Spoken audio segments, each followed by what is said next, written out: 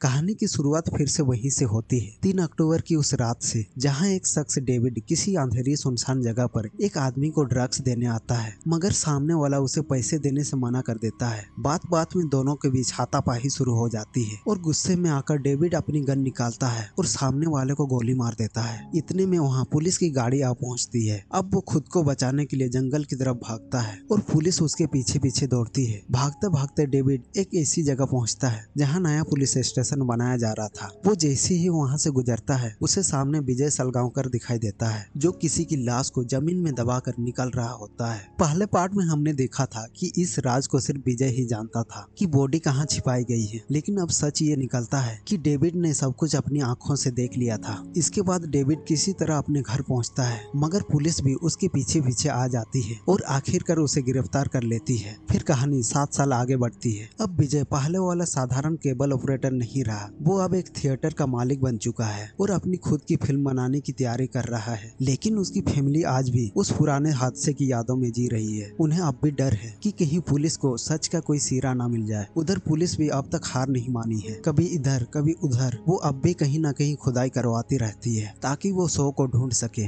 इसी डर के साये में अंजू की हालत दिन ब दिन खराब होती जा रही है। उसे बहुत डर लगने वाले सपने आते हैं और कई बार उसे दौरे भी पड़ते हैं। इस बीच विजय अपनी फिल्म के लिए एक डायरेक्टर से मुलाकात करता है। कहानी उसने खुद लिखी होती है, लेकिन उसे उसका क्लाइमैक्स जम नहीं रहा, इसीलिए वो उसे दोबारा लिखने का फैसला करता है। वहीं दूसरी ओर हमें गायतुंडे को दिखाया जाता है, जो अब भी सस्पेंशन पर चल रहा है। लेकिन नए आईजी तरुण उसे अपने घर बुलाते हैं क्योंकि उन्होंने विजय का पुराना केस फिर से खोल दिया है। तरुण जानते हैं कि गायतुंडे को इस केस की हर डिटेल याद है और उसने विजय को खुद देखा था, इसलिए वो अब उसकी मदद से 7 साल पुराना रहस्य खोलना चाहता है। उधर मीरा देशमुख भी लंदन से लौट आती है, उसे भी इस केस में कुछ नई बातें पता चलती है। अब वो और आईजी तरुण मिलकर इस केस को फिर से जिंदा करने में जुट जाते हैं। धीरे धीरे ये खबर पूरे शहर में फैल जाती है कि विजय सलगांवकर का केस दोबारा खोल दिया गया है। दूसरी तरफ कहानी एक और मोड़ लेती है। विजय के पड़ोस में सैफ और जेनी नाम का एक कपल रहता है, देखने में आम पति पत्नी जो रात दिन आपस में झगड़ते रहते हैं। लेकिन जल्द ही पता चलता है ये दोनों असली कपल नहीं बल्कि पुलिस के लोग हैं। उन्हें विजय और उसकी फैमिली पर नजर रखने के लिए भेजा गया था। उन्होंने चालाकी से विजय के घर में माइक्रोफोन तक लगा रखे थे ताकि उनकी हर बात रिकॉर्ड हो सके।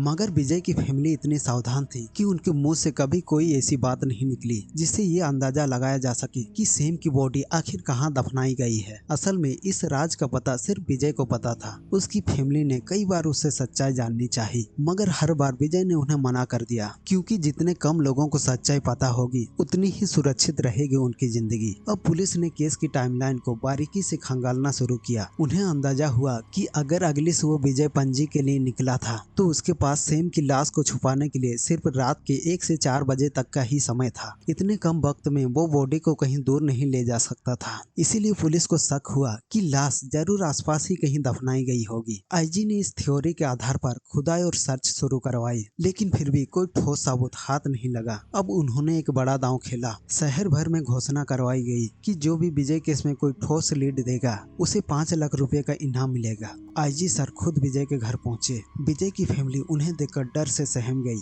आईजी ने उनके चेहरों की घबराहट को गौर से देखा और उसी पल वो समझ गया कि ये परिवार कुछ तो छुपा रही है। इसी बीच कहानी में वापसी होती है डेविड की, वही आदमी जिसने 7 साल पहले विजय को लाश दफनाते हुए देखा था। डेविड अब जेल से बाहर आ चुका था और बाहर आकर उसे सबसे पहले सुनाई दी वही खबर, विजय का केस फिर से खुल चुका है और सूचना देने वाले को इनाम मिलेगा। डेविड की जिंदगी जेल से निकलते निकलते बर्बाद हो चुकी थी। घर की हालत खराब, जेब में 1 रुपया नहीं, इसलिए लालच और मजबूरी दोनों ने उसे एक ही दिशा में धकेला। वो पुलिस के पास पहुंच गया। डेविड ने बताया, मुझे पता है विजय ने लाश कहाँ दफनाई है। 3 अक्टूबर की रात ठीक 3 बजे मैंने उसे अपनी आंखों से वहाँ देखा था। पहले तो पुलिस को उसकी बात पर यकीन नहीं हुआ। उन्हें लगा वो इनाम के लालच में झूठ बोल रहा है, लेकिन जब उन्होंने टाइमलाइन से मैच किया तो सब कुछ एकदम सही बैठा। अब उन्हें यकीन हो गया डेविड ही वो आदमी है जो इस केस की सबसे बड़ी कड़ी बन सकता है। मगर डेविड भी चालाक निकला। उसने 5 लाख नहीं बल्कि पूरे 25 लाख रुपए की मांग रख दी विजय का राज खोलने के बदले। इतने सालों की ठंडी पड़ी फाइलों में पहली बार पुलिस को कोई पक्की लीड मिली थी, इसीलिए इस बार उन्होंने डेविड की हर बात को ध्यान से सुनना शुरू किया। डेविड ने सीधे आईजी सर की आंखों में देखते हुए कहा, सर इस समय आप जहाँ खड़े हैं ठीक वहीं नीचे वो बॉडी दफन है। ये सुनते ही सबके चेहरों का रंग उड़ गया, क्योंकि उन्हें याद आया 7 साल पहले यहीं पर इस पुलिस स्टेशन का कंस्ट्रक्शन चल रहा था। और अगर डेविड की बात सच निकली तो इसका मतलब था कि विजय ने लाश को यहीं नीचे छुपाया था। कुछ ही देर में स्टेशन को सील कर दिया गया और खुदाई का काम शुरू हो गया। बाहर मीडिया को दूर रखा गया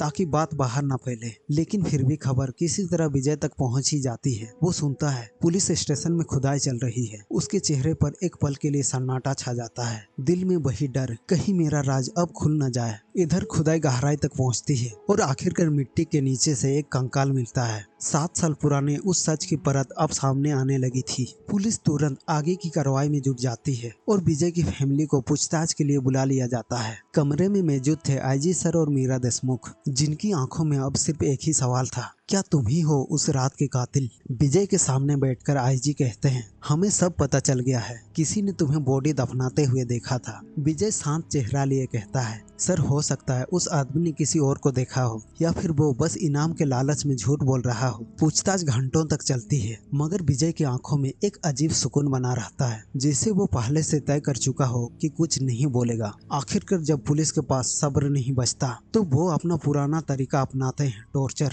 विजय को एक कमरे में रखा जाता है, उसकी फैमिली को दूसरे में, और उसे खिड़की से साफ दिखता है उसकी पत्नी और बेटियों को कैसे मारा पीटा जा रहा है। उसका दिल टूट जाता है। अब वो अपनी फैमिली को इस हाल में और नहीं देख पाता। वो चुपचाप कहता है, ठीक है मैं सब सच बता दूंगा। रिकॉर्डिंग चालू की जाती है। विजय बयान देता है, 2 अक्टूबर की रात मैं ऑफिस में था, बहुत शराब पी रखी थी। घर लौटा तो दरवाजा खुला था, अंदर एक अजनबी था। उसने मुझ पर हमला किया और हाथापाई में मैंने उसे एक रड से मारा। वो वहीं मर गया। डर के मारे मैंने लाश को पुलिस स्टेशन में दफना दिया। मेरी फैमिली को इसके बारे में कुछ नहीं पता। विजय सब कुछ अपने सर ले लेता है, सिर्फ अपनी फैमिली को बचाने के लिए। पुलिस को लगता है मामला खत्म हो गया और विजय को छोड़ दिया जाता है, लेकिन असली कहानी तो अब शुरू होने वाली थी। अगले ही दिन विजय को कोर्ट में पेश किया जाता है। पुलिस को उम्मीद थी कि अब विजय की जुडिशियल कस्टडी मिल जाएगी और केस अपने अंतिम मोड़ पर पहुंच जाएगा, लेकिन उसी वक्त कहानी में अचानक एक ऐसा बदलाव होता है जिसकी किसी को उम्मीद नहीं होती। एक आदमी गायत्री और मीरा से मिलने आता है। वो कहता है कि उसके पास विजय के बारे में कुछ बहुत खास जानकारी है। दरअसल वो कोई आम आदमी नहीं बल्कि विजय की फिल्म का डायरेक्टर था। वो बताता है कि 2016 से वो विजय को जानता है और दोनों ने मिलकर एक फिल्म की कहानी पर काम किया था।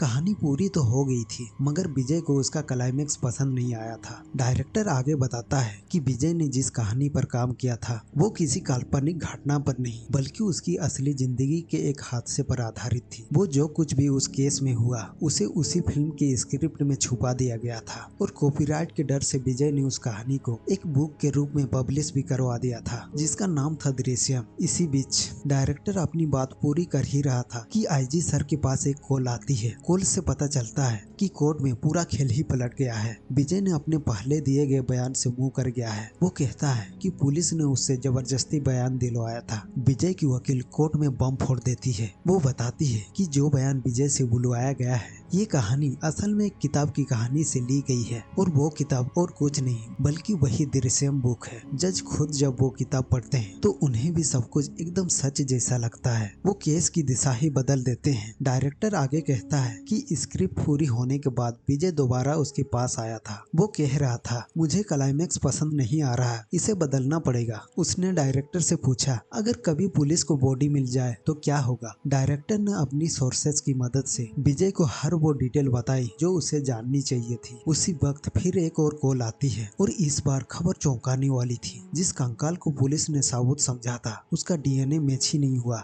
मतलब वो कंकाल सेम का नहीं था। आईजी सर अब पूरी तरह हिल जाते हैं। वो डायरेक्टर से कहते हैं, अब मुझे फिल्म का नया क्लाइमेक्स बताओ। डायरेक्टर गहरी सांस लेकर कहता है, हीरो को पता था कि एक दिन पुलिस बॉडी तक जरूर पहुंच जाएगी, इसीलिए उसने पहले से एक दूसरी लाश का इंतजाम कर रखा था। अपने हाथों से बॉडी दफनाने के बाद विजय ने एक शख्स की तलाश की जिसका हुलिया, कद काठी सब कुछ बिल्कुल उससे मिलता जुलता हो। और तभी उसका मुलाकात एक चर्च में काम करने वाले आदमी से हुई जिसका कब्रिस्तान सीधे जज के घर के पास ही था। वो चर्च वाला आदमी विजय के लिए किसी वरदान से कम नहीं था। उसी की मदद से विजय को अपने जिसे हुलिया वाला एक शख्स मिल गया जिसकी बॉडी बिल्कुल उसी की तरह दिखती थी। विजय ने सब कुछ बड़े ही ठंडे दिमाग से प्लान किया था, यहाँ तक कि जिस दिन डीएनए टेस्टिंग होनी थी और जहाँ होनी थी वो भी पहले से तय कर रखा था। वो उस जगह के वॉचमैन से भी दोस्ती कर चुका था। और फिर जब मौका मिला विजय ने चाल चलकर कंकाल बदल दिया। उसने झूठा कंकाल रख दिया और असली वाले को पूरी तरह मिटा दिया। अब पुलिस के पास ना कोई सबूत बचा था, ना कोई गवाह, ना ही विजय को फंसाने का कोई तरीका। नतीजा कोर्ट ने विजय को बाइज्जत रिहा कर दिया। एक बार फिर विजय ने पुलिस को ऐसे चकमा दिया कि सब दंग रह गए। मीरा और उसके पति के पास अब सिर्फ अपने बेटे की अस्थियां रह गई जो विजय ने ही उन्हें भिजवाई थी। वे दोनों उन्हें नदी में विसर्जित करते हैं। आंखों से आंसू थमने का नाम नहीं लेते। मीरा टूट चुकी थी और विजय दूर खड़ा ये सब खामोशी से देख रहा था। वो जानता था कि किसी अपने को खोने का दर्द क्या होता है, लेकिन वो ये भी जानता था कि अगर बात अपनी फैमिली की सुरक्षा की हो तो उसे किसी भी हद तक जाना पड़े वो जाएगा। हर कदम, हर चाल, हर झूठ सब कुछ पहले से सोचा हुआ था। और जब भी सही वक्त आया विजय ने अपना प्लान बिना एक गलती के अंजाम तक पहुंचा दिया। और इसी के साथ वो शख्स जिसने कानून, पुलिस और किस्मत तीनों को मात दी, उसकी कहानी यहीं पर एक सन्नाटे के साथ खत्म हो जाती है। अगर आपको हमारा ये वीडियो पसंद आया हो तो वीडियो को लाइक करें और चैनल को सब्सक्राइब करना ना भूलें।